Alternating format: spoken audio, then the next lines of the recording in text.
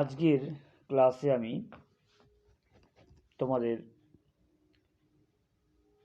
Newton Leibniz formula এই বিষয়ে কিছু আলোচনা করব। Leibniz rule for differentiation under the integral sign, অর্থাৎ ইন্টিগ্রাল সাইনের বা ইন্টিগ্রেশন সাইনের মধ্যে যে অপেক্ষকটি আছে তার আমরা ডিফারেন্সিয়েশন করব। তোমরা সেকেন্ড পার্টটি ভালো করে লক্ষ্য করো। If the function phi x and psi x are defined on the closed interval ab and differentiable at a point x belongs to ab, that is ft as a function of t is continuous on the closed interval phi a and phi b, then integration phi x to psi x ft dt, আবারও বলি integration phi x to psi x ft dt তার আমরা differentiation করছি x এর রেসপেক্টে, অর্থাৎ ddx of integration phi x to psi x ft dt equals to, প্রথমে কি হবে মনে রাখবে তোমরা এইভাবে, ddx অফ আপার লিমিট অর্থাৎ ddx অফ psi x গুণ f অফ psi x, অর্থাৎ আমরা t এর জায়গায় psi x টি বসিয়ে দেব, বিয়োগ ddx of lower limit phi x গুণ f অফ phi x। এটি হলো Leibniz rule for the differentiation under the integral sign. এর প্রুফ তোমাদের সিলেবাসের অন্তর্ভুক্ত নয়, তাই এই অংশটির প্রমাণ নিয়ে আমি আলোচনা করছি না।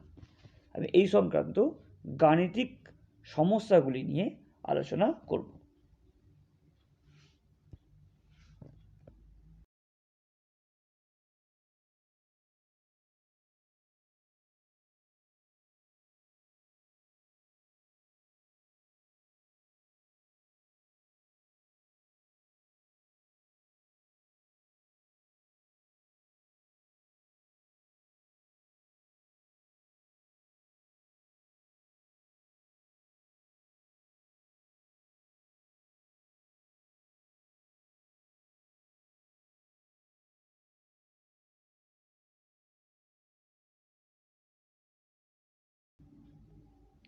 প্রথম প্রবলেম দেখো,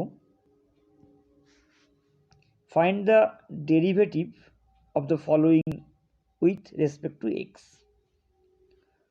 প্রথমটা বলা হয়েছে integration 0 to x cos t dt. আমরা ধরে নিয়েছি এফ এক্স সমান 0 to x cos t dt. এখন ডিডিএক্স অফ এফ এক্স অর্থাৎ d d x of 0 to x cos t dt. আমি আরও একবার তোমার সামনে লিখি, ব্যাপারটা তো আরও বিষয়টি পরিষ্কার হবে। D d x of integration 0 to x cos t dt। প্রথমে আমরা কি করব,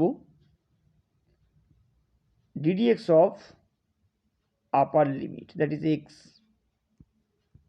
গুণ cos x। ফর্মুলা লক্ষ্য করো, f psi x ছিল, অর্থাৎ t এর জায়গায় আমরা আপার লিমিটটা বসিয়ে দিলাম, বিয়োগ ddx of lower limit that is 0 গুণ cos 0, অর্থাৎ আমরা পাবো আমরা পাবো cos x। এটি হলো differentiation under the sign of integration. Second problem,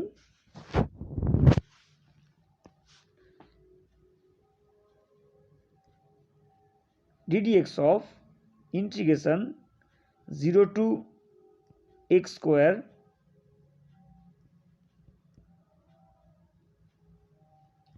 cos t square dt। আবার আমরা আগের অঙ্কের মতোই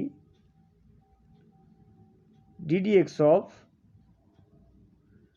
আপার লিমিট গুণ cos of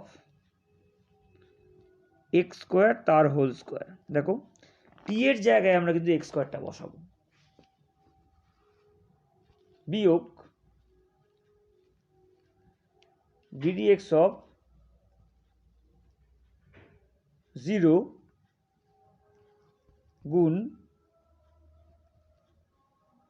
cos 0। তাই এটা হবে 2x cos of x to the power 4 minus 0 অর্থাৎ 2x cos to the power cos of x to the power 4। আসলে তোমরা বুঝতে পেরেছো।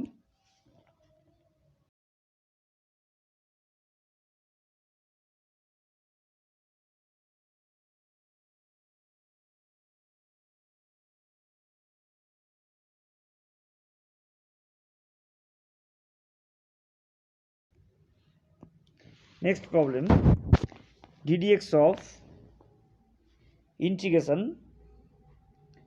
limit 1 by x to root x cos t square dt। ঠিক আগের অঙ্কের মতোই দেখো এই অংশটা কি করা হয়েছে, টি এর জায়গায় আপার লিমিটকে বসিয়ে দেওয়া হয়েছে গুণ ddx of আপার লিমিট বিয়োগ cos of লোয়ার লিমিট অর্থাৎ টি এর জায়গায় লোয়ার লিমিটকে বসিয়ে দিয়েছি গুণ ddx of লোয়ার লিমিট। বাকিটা তোমরা খুব সহজেই করতে পারবে, তাই আমি বাকি অংশ নিয়ে আলোচনা করছি না।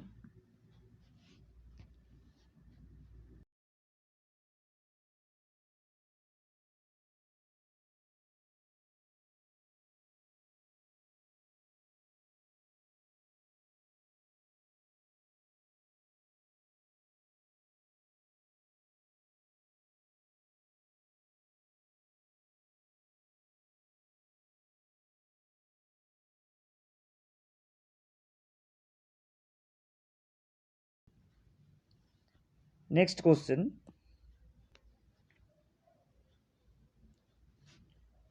ddx of মান বের করতে 0 বলা আছে, তাহলে dy dx বের করতে বলা হয়েছে। ঠিক আগের অঙ্কের মতো আমরা প্রত্যেকটি সমকলকে আলাদা আলাদাভাবে x এর সাপেক্ষে অবকলন করব। তাই যদি প্রথম সমকলের কথা বিচার করি, যেটা আমরা একটু আগেই শিখেছি, প্রথমে টি এর জায়গায় আপার লিমিটটা বসবে অর্থাৎ e to the power minus y square গুণ ddx অফ আপার লিমিট বিয়োগ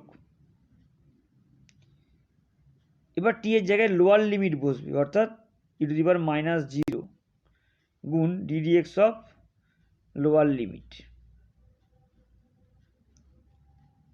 ফর দ্য সেকেন্ড ইন্টিগ্রাল দেখো প্রথমে টি এর জায়গায় আপার লিমিট অর্থাৎ এক্স স্কোয়ার বসবে, তাই সাইন এক্স স্কোয়ার হয়েছে গুণ ddx অফ আপার লিমিট বিয়োগ এখন টি এর জায়গায় লোয়ার লিমিট বসেছে 0 গুণ ddx অফ 0। তাই আমরা এখান থেকে পাবো e to the power minus y square dy dx, কারণ এটা ডিওয়াই ডিএক্স হবে, এই অংশটা শূন্য হয়ে গেছে। এটি হলো সাইন অফ এক্স স্কোয়ার বা সাইন স্কোয়ার এক্স স্কোয়ার, আর ডিডিএক্স অফ এক্স স্কোয়ার করলে আমরা পাবো 2x। তাই এখান থেকে আমরা খুব সহজেই দেখাতে পারবো যে ডিওয়াই ডিএক্স সমান 2x e to the power y square sine square x square.